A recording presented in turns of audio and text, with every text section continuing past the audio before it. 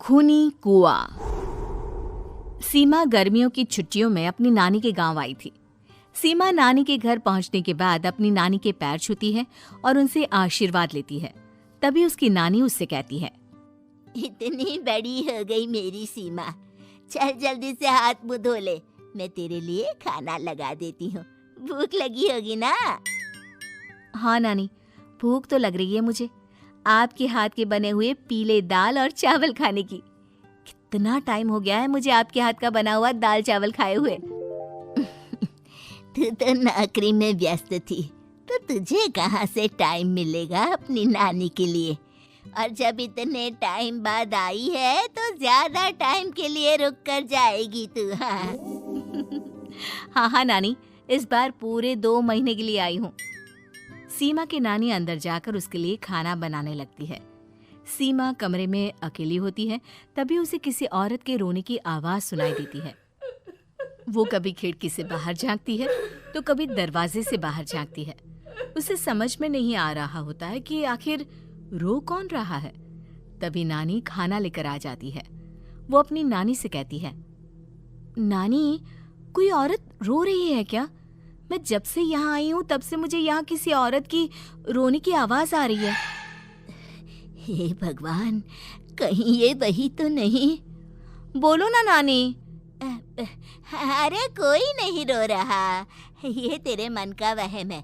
और तू ना अब खाना खा ले, ज्यादा यहाँ वहाँ की बातों में ध्यान मत दिया कर। जल्दी से खाना खा और फिर मेरे साथ आ जा मेरे कमरे में, दोनों बैठकर खूब सारी बातें करेंगे। ऐसे ही अगले दिन सीमा अपनी नानी के साथ गांव के बाजार जा रही होती है। उसी रास्ते में फिर से किसी औरत के रोने की आवाज आती है। वो अपनी नानी से कहती है, अरे नानी, क्या सच में तुम्हें अभी भी किसी औरत की रोने की आवाज नहीं सुनाई दे रही? मुझे किसी औरत की बहुत बुरी तरीके से रोने और चीखने की आवाजें आ रही है। मैं बहुत परेशान हूँ नानी, आखिर ये कौन है? मुझे लगता है कि सीमा को शहर भेज देना चाहिए, यहाँ रहना उसके लिए ठीक नहीं। नानी बोलो ना, आप चुप क्यों हो जाती हो? सीमा, तू घर चल, मुझे तुझसे बहुत जरूरी बात करनी है। नानी सीमा को घर ले आती है और सीमा से कहती है, सीमा, कल सुबह तू शहर वापस चली जाएगी। अरे अचानक? आखिर क्या बात है नानी, आप मुझे ऐसे जाने को क्यों कह रही हो? मैं बस जो कह रही हूँ उस पर ध्यान दे।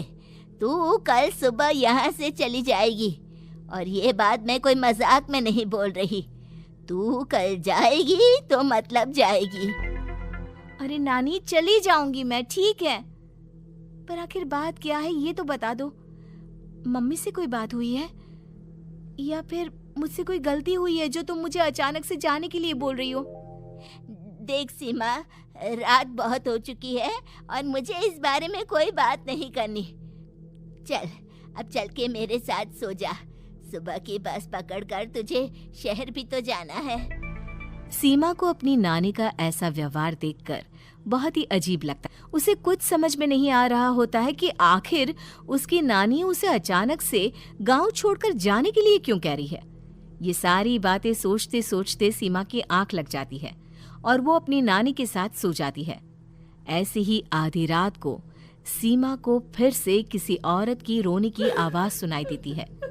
वो उस औरत की आवाज सुनकर बार बार करवटें बदल रही होती है और तभी उसे सपने में भी एक अजीब सी औरत की परछाई दिखाई देती है, जो इतना चीख चीख कर रो रही होती है कि सीमा डरकर उठ जाती है। वो पूरे पसीने पसीने हो रही होती है। वो अपने आसपास देखती है तो घर में बिल्कुल शांति का माहौल होता है। सीमा घबरा जाती है। वो अपनी नानी को जगाने की कोशिश करती है, मगर उसकी नानी नहीं जगती। सीमा को फिर से उस औरत की रोने की आवाज सुनाई देती है। आखिरकार सीमा अपने आप को रोक नहीं पाती और वो घर का दरवाजा खोलकर बाहर निकलती है। आखिर ये माजरा क्या है? आज तो मैं पता करके रहूंगी। अब आवाज का पीछा करते हुए सीमा आधी रात को गांव के चौपाल के पास बने कुएं के पास पहुंच जाती है, जहां कुएं की चारों ओर बेड़ियां लगी होती हैं उन बेड़ियों में लगे हुए ताले के साथ एक लाल रंग का कपड़ा और माता रानी का कलावा बंधा होता है। उस कुएं में से सीमा को किसी के रोने की आवाज आती है। सीमा परेशान हो जाती है। इस कुएं में कौन है? कौन है यहाँ? सुनो, कौन है? कौन रो रहा है? वो चिल्ला चिल्ला कर पूछती है और साथ ही लोगों को जगाने की कोशिश करती है, मगर किसी को भी उसकी आवाज सुनाई नहीं देती। अब सीमा खुद उस कुएं के पास की बेड़ियों और तालों को खोलने की कोशिश करती है और किसी तरह कुछ देर की मशक्कत के बाद सीमा उसको खोल भी देती है। और जैसे ही वो कुआं खोलकर उसके अंदर झांकती है, सीमा उस कुएं में गिर जाती है। इतने में उसकी नानी की नींद भी खुल जाती है और सीमा को पास ना देखकर नानी परेशान हो जाती है। नानी घबराकर पूरे घर में उसे ढूंढने की कोशिश करती है, जिसके बाद उसकी नानी और सभी लोग उस खूनी कुएं के पास जाते हैं और सीमा की नानी कुएं के पास खड़ी होती है। सभी गांव वालों और सीमा की नानी को सीमा के चिल्लाने की आवाज आती है। बचाओ, कोई मुझे बचाओ। मेरी बच्ची, हम आ गए, हम तुझे बचा लेंगे।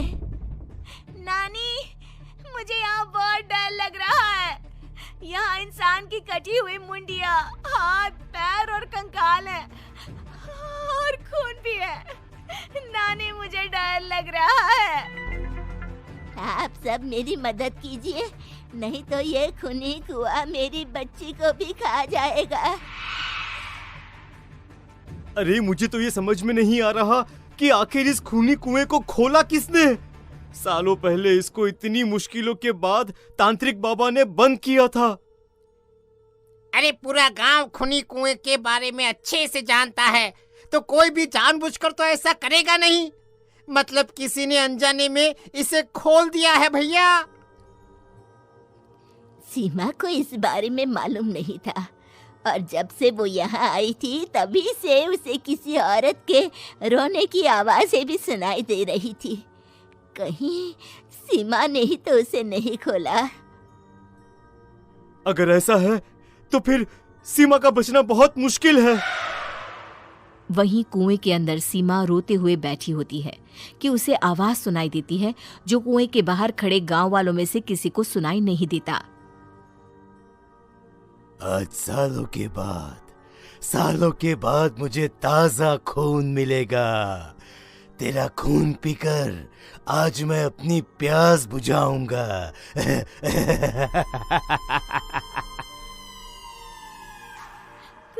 कौन है? मत मारो प्लीज, मुझे जाने दो प्लीज। मैंने किसी का क्या बिगाड़ा है? वो तुझे मरने के बाद पता चल ही जाएगा।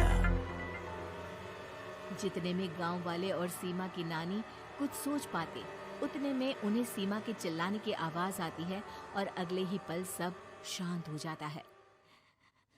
क्या हुआ? सीमा, मेरी बेटी।